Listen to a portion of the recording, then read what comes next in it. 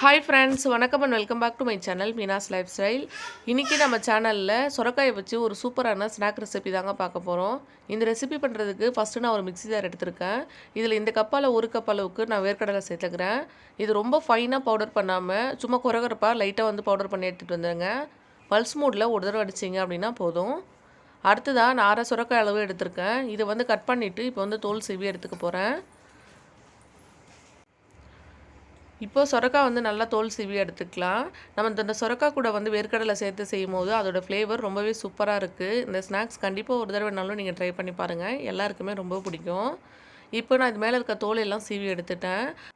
இப்போ ஒரு கிரேட்டர் வச்சு இது நல்லா துருவி எடுத்துக்கோங்க. ரொம்ப ஃபைனாக துருவணும் அப்படின்னு இல்லை, கொஞ்சம் பெருசாக இருக்கிற மாதிரி வச்சு துருவி எடுத்துக்கோங்க.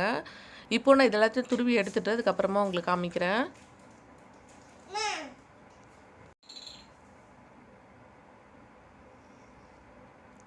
இந்த மாதிரி துருவி எடுத்ததுக்கப்புறமா ஒரு பவுலில் தண்ணி எடுத்துருக்கேன். நம்ம எடுத்து வச்சுருக்க காய் எல்லாத்தையும் இதில் சேர்த்துட்டு ஒரு தடவை நல்லா வாஷ் பண்ணிவிட்டு அதுக்கப்புறமா தண்ணி இல்லாமல் நல்லா பிழிஞ்சிட்டு அதுக்கப்புறமா எடுத்துக்கோங்க. அவ்வளோதாங்க. இது ஒரு தடவை கையால் இந்த மாதிரி அலசிட்டு நல்லா வந்து தண்ணி இல்லாமல் ஒட்டை பிழிஞ்சிட்டு அதுக்கப்புறமா வேறொரு பவுலில் மாற்றி வச்சுக்கலாம். இதே மாதிரி நம்ம எடுத்துருக்க எல்லா காயுமே பிழிஞ்சிட்டு எடுத்து வச்சுக்க போகிறோம்.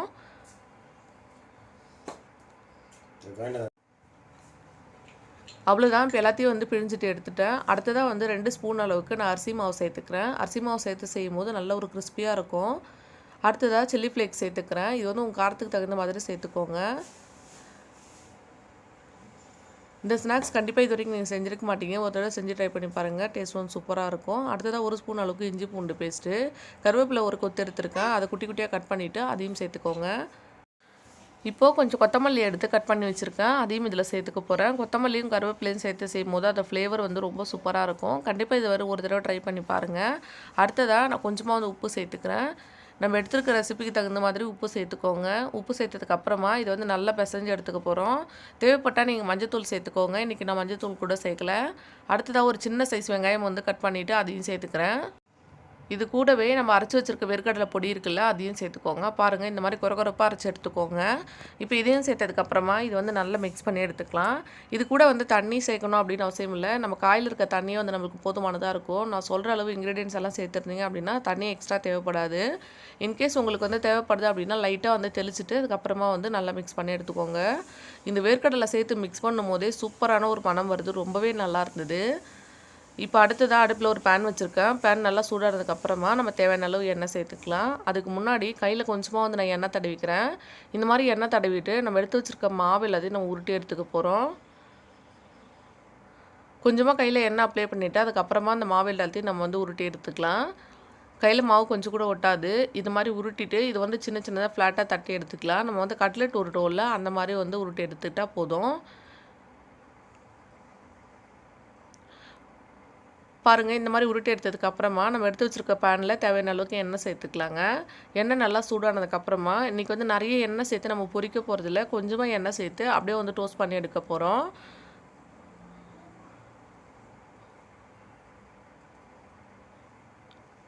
இப்போ எண்ணெய் நல்லா சூடாகிடுச்சு. அடுத்த நம்ம எடுத்து வச்சுருக்க கட்லெட் ஒன்று உள்ளே வச்சிடலாம். இந்த மாதிரி டிஃப்ரெண்ட்டாக ட்ரை பண்ணி பாருங்கள், டேஸ்ட் வந்து ரொம்ப சூப்பராக இருக்கும். நம்ம வேர்க்கடலை சேர்த்துருக்கிறதாட அதோட ஃப்ளேவர் வந்து ரொம்பவே நல்லா இருந்தது. இப்போ நான் ஒரு பேட்சுக்கு 4 போல் போட்டு எடுத்துக்கிறேன். நான் எடுத்துருந்த அளவுக்கு வந்து எனக்கு 8 போல் கிடச்சிது. இப்போ இதை வச்சுட்டு ஒரு சைடு வந்து நல்லா வேக வச்சுட்டு திருப்பி போட்டுட்டு இன்னொரு சைடும் வேக வச்சுட்டு எடுத்தோம் அப்படின்னா நம்மளோட ரெசிபி வந்து நம்மளுக்கு சூப்பராக ரெடி ஆகிடும். தேவைப்பட்டால் கொஞ்சமாக மேலே எண்ணெய் சேர்த்துக்கோங்க. அடுப்பை வந்து லோ ஃப்ளேமில் வச்சுட்டு கொஞ்சம் நேரம் நல்லா வேக வச்சு எடுத்துக்கோங்க. இப்போது ஒரு சைடு நல்லா வெந்துடுச்சு, திருப்பி விட்டுட்டு இன்னொரு சைடும் வேக வச்சுக்கலாங்க. நீங்கள் மஞ்சத்தூள் சேர்த்திங்க அப்படின்னா நல்ல ஒரு கலர் கிடைக்கும். நான் மஞ்சத்தூள் வந்து சேர்க்கலை. அவ்வளோதாங்க, திருப்பி போட்டுட்டேன். இப்போ இன்னொரு சைடு வந்து நம்மளுக்கு நல்லா வெந்துருச்சு, வெளியில் எடுத்துடலாம். இந்த ரெசிபியை கண்டிப்பாக உங்கள் வீட்டில் செஞ்சு ட்ரை பண்ணி பாருங்கள், டேஸ்ட் வந்து ரொம்ப சூப்பராக இருக்கும்.